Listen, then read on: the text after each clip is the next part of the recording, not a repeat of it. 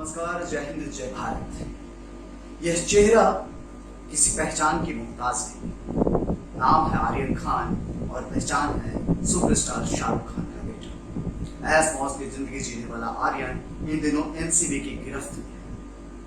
आर्यन अपने दोस्तों के साथ कार्डेलिया शिप पर पार्टी मनाने गए थे।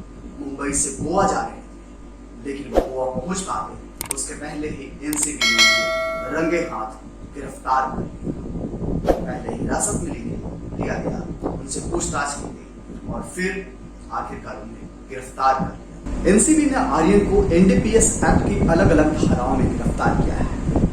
हम आपको आर्यन के बारे में एक एक जानकारी देंगे। आपको बताएंगे कि आर्यन पर एनडीपीएस के किन धाराओं के तहत गिरफ्तारी की गई। लेकिन सबसे बड़ा सवाल एनडीपीएस एक्ट के बारे में है। आखिर यह एनडीपीएस एक्ट क्या होता है?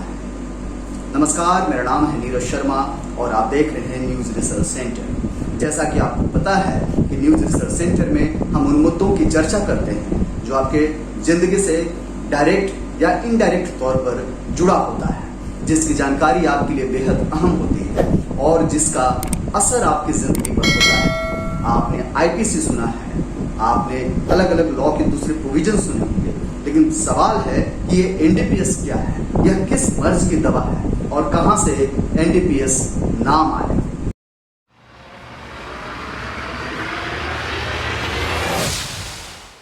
आजादी के करीब 40 साल के बाद भारतीय संसद को यह महसूस हुआ कि इस देश में एनडीपीएस एक्ट का होना बहुत जरूरी है। लिहाजा साल 1985 में भारतीय संसद ने एक नया कानून पारित किया। इस कानून का नाम रखा गया NDPS act. N for narcotics, D for drugs, P for psychotropic and S for substance.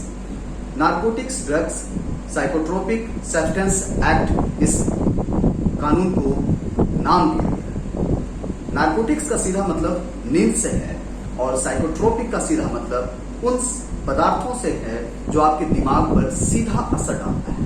तो नींद और उन पदार्थों का क्या आपस में संबंध है, यह समझना बहुत जरूरी है। कुछ ड्रग और पदार्थ ऐसे हैं जिनका उत्पादन तो जरूरी है, लेकिन इस पर नजर और निगरानी भी बेहद जरूरी है। सरकार ने उन्हीं ड्रग्स और पदार्थों के लिए एनडीपीएस एक्ट बनाया।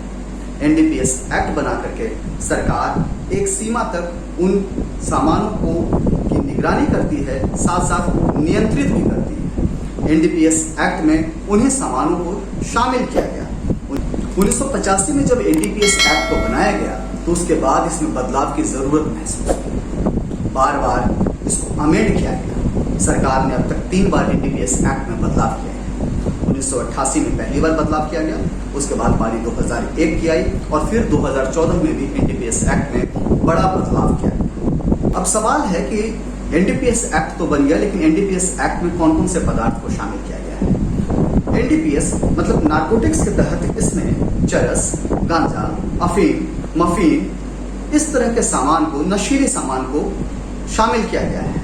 वहीं साइकोट्रोपिक के तहत एलएसडी, एमएमडीए, अल्प्रोजल यानी केमिकल को मिलाकर बनाए जाने वाले पदार्थ को शामिल किया गया है। ऐसे में एक बात को समझना बेहद जरूरी है।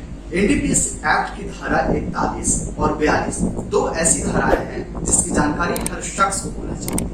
धारा 41 के तहत सरकार के पास कुछ ऑप्शंस दिए गए हैं। सरकार चाहे तो किसी भी नशीला पदार्थ को सेवन करने वाले व्यक्ति की पहचान कर सकती है, उसके इलाज की व्यवस्था कर सकती है, साथ साथ पुनर्वास केंद्र की स्थापना भी कर सकती है। एनडीपीएस की धारा 42 जो बेहद अहम है, उसके तहत कोई भी एनसीबी का अधिकारी किसी व्यक्ति की तलाशी ले सकता है अगर उसे शक होता है।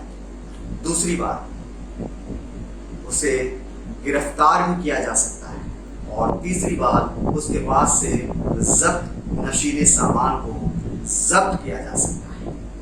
तो ये section 41 of NDPS Act and section 42 of NDPS Act is very important for all of us. Superstar Shahrukh Khan के बेटे आर्यन खान को जब गिरफ्तार किया गया तो एनसीबी ने उन पर एनडीपीए एक्ट के तहत अलग अलग धाराएं लगाई। यह धाराएं सेक्शन 8 है, सेक्शन 20 है, 27 है और 35 है। इन धाराओं के तहत आर्यन खान को गिरफ्तारी की गई है। आर्यन पर आरोप है कि उन्होंने ड्रग्स का सेवन किया है, नशीला पदार्थ रखने का आरोप है, प्रतिबंधित ड्रग्स को बढ़ावा देने के भी आरोप लगे हैं। इतना ही नहीं, आप यह भी जान लीजिए कि अगर आर्यन पर आरोप साबित हो जाते हैं तो उनको 1 साल तक की सजा भी हो सकती है। मतलब कि नियम बहुत कड़े हैं और आर्यन का बचना बेहद मुश्किल नजर आता है। अब हम आपको विस्तार से बताते हैं कि एनडीपीएस एक्ट की धारा 8, 20,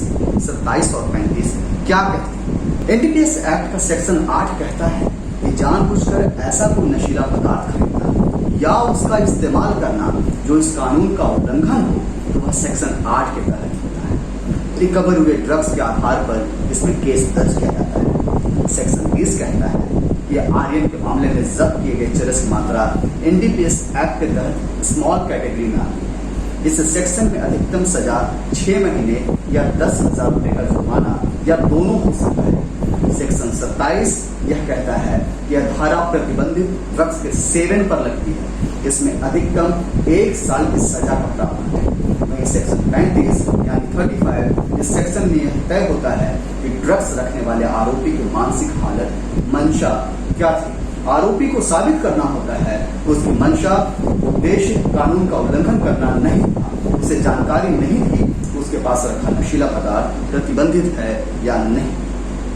एनसीबी ने जो मेमो जारी किया है आर्यन की गिरफ्तारी के बाद, उससे यह साफ पता चलता है कि एनसीबी ने आर्यन पर बेहद गंभीर आरोप लगाए हैं। एनसीबी ने साफ साफ कहा है कि आर्यन के पास से अलग अलग नशीला सामान बरामद हुआ है, जिसमें चरस से लेकर कोकीन तक का जिक्र है। जानकारी के मुताबिक आर्यन के पास से 13 ग्राम कोकीन, 5 ग्राम एमडी, 21 ग्राम चरस और एमडीएमए की 22 गोलियां बरामद हुई। इसके साथ साथ आर्यन के पास से 1,33,000 रुपए भी बरामद हुआ है। आर्यन अब तक की दलील और उनके वकीलों की दलील से यह पता चलता है कि आर्यन को इसमें फंसाया जा रहा है, लेकिन एनसीबी ने साफ साफ यह बता दिया है कि आर्यन के खिलाफ पुख्ता सबूत है। केवल आर्यन ही नहीं, आर्यन के साथ साथ 8 और ऐसे लोग हैं जिनको गिरफ्तार किया गया है। आज की तारीख तक कुल 16 लोगों को गिरफ्तार किया गया है, जिसमें 2 से 3 लड़कियां भी शामिल हैं जो आर्यन के साथ ही उसमें शामिल थी। अब से सवाल है कि एनसीबी ने जब जाल फैलाया, 2 हफ्ते की तक फॉलो अप किया, उसके बाद आर्यन की गिरफ्तारी हुई। सवाल है कि आर्यन एनसीबी के इस जाल से कैसे छूटेंगे। उनका बचना मुश्किल ही नहीं, नामुमकिन नजर आता है। इस शो के बारे में आपको अगर कोई राय देनी हो तो बेशक आप हमारे ट्विटर हैंडल पर शेयर कर सकते हैं। साथ साथ वीडियो के कमेंट में भी आप जाकर के आप अपने कमेंट, अपने संदेश में जरूर बताएं। देखते रहिए न्यूज रिसर्च सेंटर।